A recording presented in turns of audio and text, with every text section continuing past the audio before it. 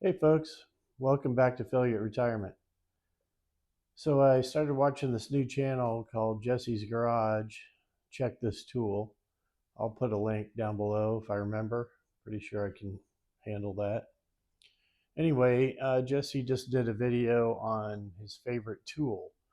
Jesse's a big tool guy, and I usually don't talk about tools on my channel, but I thought today I would for a little bit. So I'm a pretty good sized tool guy myself. So Jesse was talking about his favorite tool was a tool that he got from his dad, or a couple tools he got from his dad. So that got me to thinking. I have some of my dad's tools. When my dad passed away a couple of years ago, he had a little shop at his house. After he retired, he built that little shop there and restored a couple tractors and did some other things in that shop. So he had he didn't take all of his tools from the ranch over there, but he took a lot of his hand tools and table saw and some stuff. So maybe a little bit about my dad first before I show the actual tool. So I've talked about him a little bit before, but not for a while. I have a lot of new subscribers since then. So my dad was self-employed his whole life. He was a farmer, and he really should have probably gone broke farming back in the 70s, but he was just too stubborn and too prideful to actually let that happen, which is great. But he really came out of that. He was known locally, honestly, as someone who was very tight with his money. Watched every single dollar as a result of that experience. And so my dad, like, he got a lot of pride, like a weird joy out of like using something up. Like now there's a whole die with zero thing. Well, my dad, he didn't really go for that, but when it came to his possessions, he would be just tickled pink if he died and like his last possessions like stopped working that day. Like he didn't want to waste money on possessions that he no longer had any use for. Okay, so hopefully that makes a little sense, kind of convoluted, but hopefully you get it. So, on that note, he left his little shop to me, and I went over there, looked it over, and I cherry picked a few things that were very important to me. And then I set a time for my boys and two of my nephews to meet me over there. And I basically let them divvy it up, which they really only took hand tools, and they left the power tools for me basically. And I've got a drill press and a bench grinder and a table saw and a bandsaw. And so the bandsaw, I never had a bandsaw before. And I turned that thing on a month or two later, went to use it one day, and it spit out the rubber tire that drives the blade. Like I didn't use it 3 minutes and it spit that rubber tire out. And I know my dad was just giggling, like he had to think that was hilarious, right? And it took me a while to get rubber tires, and but I put it back on. I use it to this day. So then, also on that note, I've got four favorites. I guess the bandsaw would be number five. So one of my favorites, this battery tester. So this was hanging on the wall of his shop over there. And I thought, cool, I don't have a battery tester. None of the boys wanted it. So I put it in my pile and hauled it home. I don't know, a month or two later, I needed to test a battery, hook it up. Nothing. There's nothing here. Like the gauge doesn't move no matter what you do. I don't know. It might be a blown fuse in there. In my younger days, because I was a lot like my dad, I'd have opened that up and found that fuse if it's in there, or soldered something back together, whatever. I ain't got time for that anymore. I ordered one on Amazon, and it's new and it's electronic. It's not like this. Anyway, another thing that he used up, He didn't throw it away. I don't know if he knew it was broken or not, but it was. So that makes me smile because that's just how my dad was. So then this would be number 3. This is another something in its own right. So vintage Craftsman breaker bar, obviously missing something, right? So this was over there. I don't remember now if it was in his toolbox or hanging on the wall. It's Craftsman USA. And so I thought, well, what the heck? If nothing else, I can warranty it and get a new one, right? But honestly, I've had it several years. I have no intention of warrantying this. This hangs on the wall over one of my workbenches. Just a reminder of my dad. Why did he keep that? Why didn't he warranty it? I have no idea. So now we're going to get to the actual good stuff. And Jesse, if you're watching, I think you're going to like this one. This is kind of right up your alley.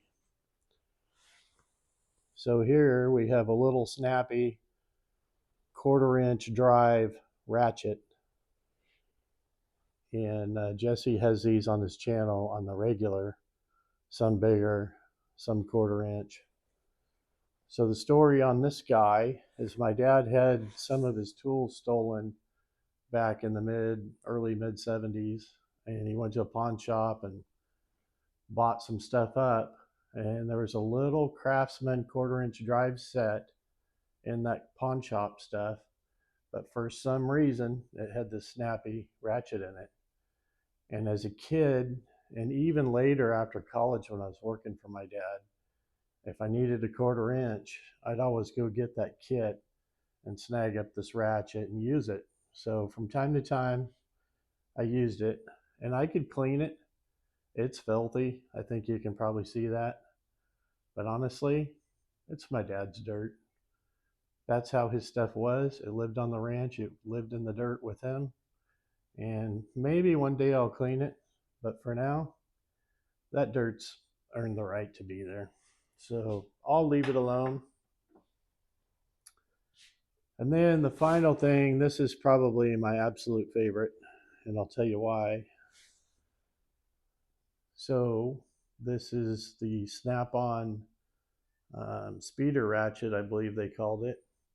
Only made for about 2 years, I believe, in the mid 60s. Again, the dirt, I could clean it, but not right now. A lot of people, these are popular because they're pretty hard to find. In fact, I don't think I've ever come across another one in the wild. I know they're out there. Some people say it's not a good ratchet, not a handy tool. That's why Sears only made them for 2 years. Here's the thing though. When I was young tyke, I'm going to say from 9 to 12, somewhere in that age range, for several years, my dad he was always wrenching on combines. And I'd come home from school and there'd be a junk John Deere 95 combine sitting in the yard, and I mean junk. And I'd say, what are we doing with that? Well, we're going to fix it. It's better than the one we have. Okay. So this went on like once or twice a year for quite a few years, sometimes maybe 3 times in a year. And he would take the parts off of his running one, put it on this one that wasn't running, probably leaked less grain out the bottom or something, less holes rusted, wore through it. I don't know. I was too little to know. What I did know is they usually all had an extension on the tank so it would hold more grain. And typically, my dad had his favorite extension. So we'd have to take the favorite tank extension off the 6 month ago combine, last season combine, switch it to the new one. First, the extension on the new combine tank had to come off.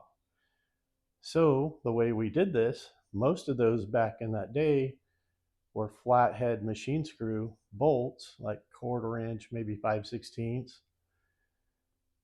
So it was a two-man job to do it.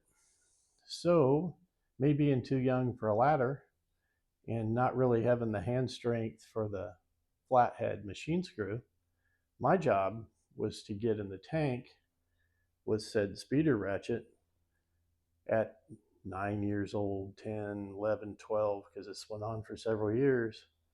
And I would take all those nuts off, all those bolts, like 100 of them, holding the tank on. Take a couple hours. Well, it was easier for me to get in the tank than my dad because I was young and wiggly. And my dad would be on the ladder with the flathead screwdriver holding it while I cranked him loose. And believe me, if I wasn't going fast enough, he'd let me know. So, kind of partial to this because I used this a lot as a very young kid. When I very first started wrenching on stuff, this was my huckleberry right here. So when I say I cherry picked a few things out of the garage before I turned the boys loose, this and the little snappy ratchet were really the two things I was really looking for.